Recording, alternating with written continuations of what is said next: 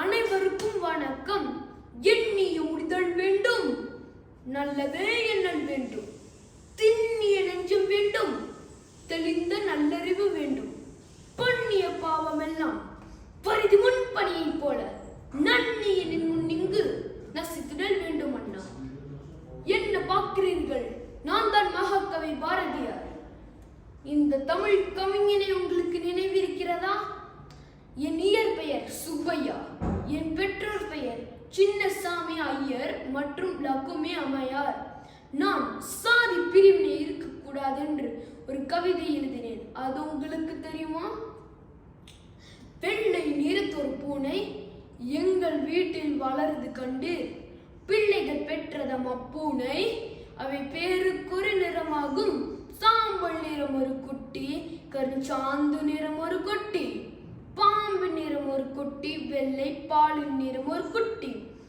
எந்த நிறம் இருந்தாலும் அவையாவும் ஒரே தரமன்றும். இந்த நிறம் சிறிதென்றும் இது ஏற்றமென்றும் சொல்லலாமோ? வண்ணங்கள் வேற்றுமைப்பட்டால் அதில் மானுடர் வேற்றுமை இல்லை. எண்ணங்கள் செய்கைகள் எல்லாம் இங்கு யாவருக்கும் ஒன்றெனல் காணேன். நான் குழந்தைகளுக்காகவும் பாடல் எழுதியிருக்கிறேன். அது உங்களுக்கு தெரியுமா? ஓடி விளையாடு பாப்பா, நீ ஓய்ந்திருக்கலாகாது பாப்பா.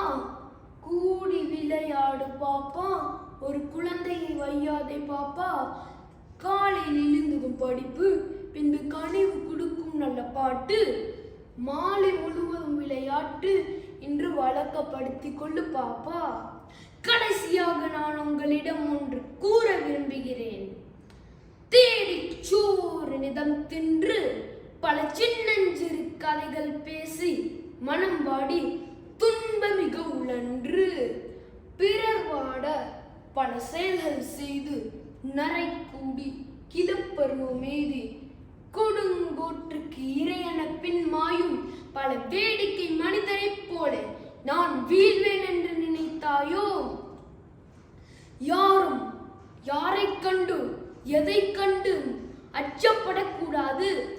அச்சமில்லை அச்சமில்லை அச்சம் என்பதில்லையே.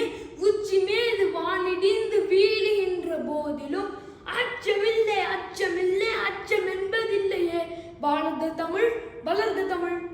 நன்றி, வணக்கம்.